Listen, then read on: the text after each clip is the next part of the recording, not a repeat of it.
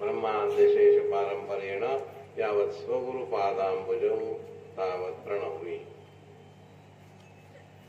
आमच्या आठवणीप्रमाणे आजची ही आमची दुसरी खेप या ठिकाणी आहे. उत्सवात भले पहिली असेल, पण याच्या आधी एकदा आम्ही या ठिकाणी येऊन भेटून गेलेलो आहे. विषय असा आहे की भानुदास आहे. दास कुणाचं व्हावं हे आपल्याला कळावं लागतं, नाहीतर आपण नीट होऊ शकत नाही. दास भानुदास आहे. भानु म्हणजे कोण? भानु म्हणजे कोण? सूर्य. सूर्याचे दास आहे. सूर्याचे दास का नाव असेल? कारण सूर्य हा रघुकुल पोषण आहे. रघुकुल पोषण हा राम हा कुठल्या कुळातला आहे? सूर्याच्या कुळातला आहे. पहा, या सूर्याची मर्यादा सुद्धा रामाने आपल्या आयुष्यात पाळलेली आहे. म्हणून रामाला मर्यादा पुरुषोत्तम असं म्हटलेलं आहे. काय आहे मर्यादा? सूर्य दक्षिणायन आणि उत्तरायणामध्ये उत्तरेतून निघतो, दक्षिणेकडे जातो, पुन्हा दक्षिणेतून निघून तो उत्तरेला येतो, असं तो भ्रमण करत असतो. या सूर्याच्या भ्रमणाला तेवढ्या करता दक्षिणायन आणि उत्तरायण म्हटलेलं आहे. आणि प्रभू रामचंद्राने सुद्धा आपल्या आयुष्यामध्ये अयोध्येतून निघून लंकेकडं आणि लंकेतून निघून पुन्हा अयोध्येकडे प्रयाण केलेलं आहे. म्हणजे उत्तरेतून दक्षिणेला आणि दक्षिणेतून उत्तरेला असाच प्रवास केलेला आहे. मग सूर्यांच्या प्रवासाला जर उत्तरायण आणि दक्षिणायन म्हणतात, तर रामांच्या प्रवासाला काय म्हटलेलं आहे? रामायण असं म्हटलेलं आहे. रामायण नाव का पडलं याचं हे मुख्य कारण आहे. या प्रभू रामचंद्रांना मर्यादा पुरुषोत्तम असं ज्यावेळेला म्हटलं जातं, त्या मर्यादा तरी कुणाकुणाच्या राखल्या? प्रजाजनांची मर्यादा पाळलेली आहे, आपल्या भावांची पाळलेली आहे, आईची पाळलेली आहे, वडिलांची सुद्धा मर्यादा पाळलेली आहे. आपण म्हणाल कुठं मर्यादा पाडली? वडिलांनी सांगितलं होतं, दशरथाने सांगितलं नव्हतं की करून घे. त्यावेळेला प्रभू रामचंद्रांनी स्वतः वडिलांची आज्ञा पाळली नाही, पण शास्त्राची आज्ञा मात्र पाळलेली आहे. शास्त्र सांगतं की आपल्या वडिलांनी दुसऱ्याला दिलेला शब्द पाळणं हे मुलाचं कर्तव्य आहे. वडिलांच्या पेक्षा सुद्धा मुलाचं कर्तव्य काय आहे की वडिलांनी दिलेला शब्द पाळणं हे मुलाचं कर्तव्य आहे.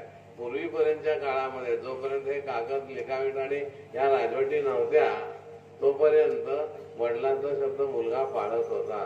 वडिलांची इस्टेट जशी मुलाला येते तसे वडिलांचे शब्द सुद्धा मुलाला पाळावे लागत होते. आजकाल फक्त इस्टेट घेतली जाते, पण कर्ज घेतलं जात नाही, मला काय माहिती नाही म्हणून सांगितलं जातं. हे चुकीचं आहे. सगळं वडिलांचं पाळा. जसं 7/12 तुमच्या नावानं होतं, तसं त्यांचं कर्जही पाडलं पाहिजे. त्यांच्या शब्दाच्या कर्जातनंही आपल्याला मोकळं व्हायला पाहिजे. इथं प्रभू रामचंद्रांनी आणखीन कुठल्या कुठल्या मर्यादा पाळल्या आपल्याला लक्षात येईल. आपण सगळेजण ऐकत असतो की प्रभू रामचंद्रांनी उष्ट खाल्लं. कोणाचं खाल्लं उष्ट? शबरीचं खाल्लं. हे बरोबर आहे का? आधी मुळात वाल्मिकी रामायणात याचा कुठंही उल्लेख आलेला नाही. तुळशीदासांच्या कथेमध्ये सुद्धा याचा उल्लेख आलेला नाही. अन्य रामायण आहे त्यामध्ये कुठेतरी आलं असेल, पण उष्ट खाणं ही मर्यादा पाळणं आहे का? विचार केला तर ती मर्यादा पाळणं नाही. रामचंद्राने उष्ट खाल्लंच. तर महिला जी शबरी आहे ती लहानपणापासून वनात हिंडती आहे, वनात राहते आहे. एखादा कामगार एखाद्या कापडाच्या दुकानात जर महिना 2 महिने काम करेल तर त्याला कापडाचा पोत कसा येतो न बघता कळतो का नाही? एखादा आंब्याच्या दुकानामध्ये जर माणूस काम करत असेल तर आंबा चांगला वाईट आहे त्याला नुसतं बघून कळतं का नाही? म्हणजे जन्मापासून त्या वनामध्ये राहिलेली आहे ही शबरी, तिला खाऊन बघावं लागेल का? तिला नजरेवरच कळणार आहे हे बोर चांगलं आहे वाईट आहे म्हणून. आणि तिचं ज्या वेळेला प्रभू रामचंद्र त्या ठिकाणी आलेले आहेत त्यावेळेला तिचं वय काय हो? तोंडात दात होते, मग ती चावून खाईल का? म्हणजे तिनं त्यावेळी समजा आपण म्हटलं की नाही तिनं खाल्लं, चावून बघितलं आणि जर आम्हाला दिलं तर लक्षात घ्या आजकालच्या भीतीला आपण शहरामध्ये पाहतो, पुण्या मुंबईमध्ये गेल्यानंतर किंवा आपल्या मोठ्या शहरामध्ये गेल्यानंतर आपण पाहतो की एक खोली असते त्याच्यामध्ये त्यांना दुकान असतं आणि दुकानामध्ये सॅम्पल ठेवलेले असतात. आपण काय करतो, आपण सॅम्पल प्रसार करतो आणि ह्यात पाठवून द्या.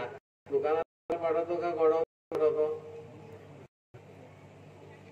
दुकानामध्ये गोडाऊनला माल असतो, तो जसा गोडाऊनचा माल करतो त्याप्रमाणे शबरीनं समजा अगदी आपण की एक चाकून बघितलं तर ते रामाला दिलेलं नाही, उलट दिलेलं नाही, तर तिला काय गोडाऊन रामाला दिलेलं आहे.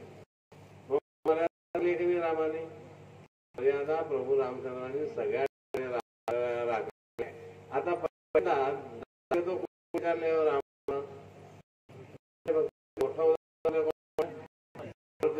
मनोजम मारुतम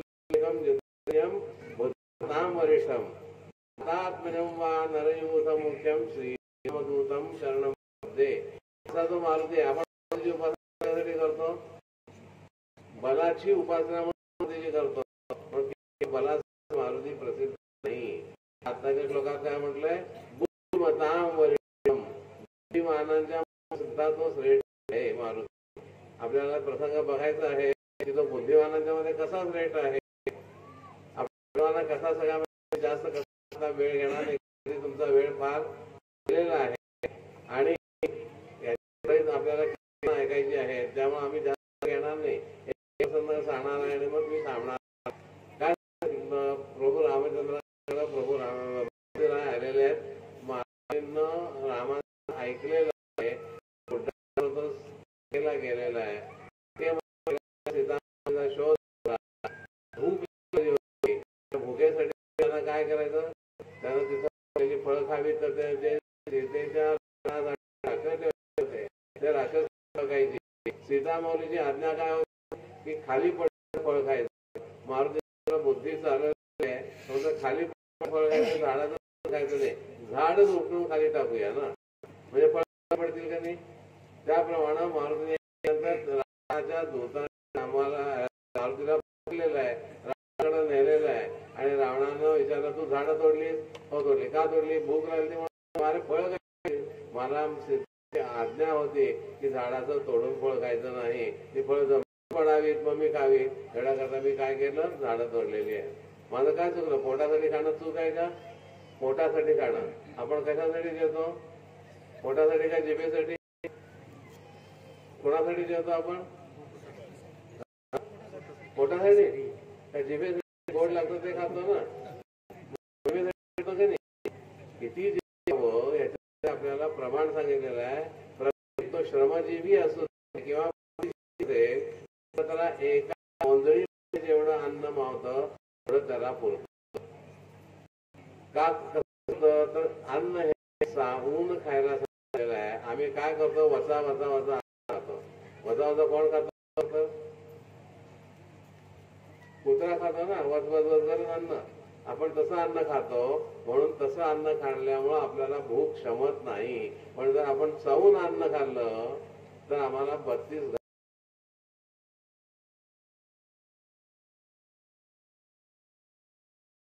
नद्या तीर्थे क्षेत्रे भरतभूमीच्या पावन करी, स्वधर्माचा राजा मदसी तुळजे दे झडकरी. जय जय रघुवीर समर्थ छत्रपती शिवाजी महाराज के.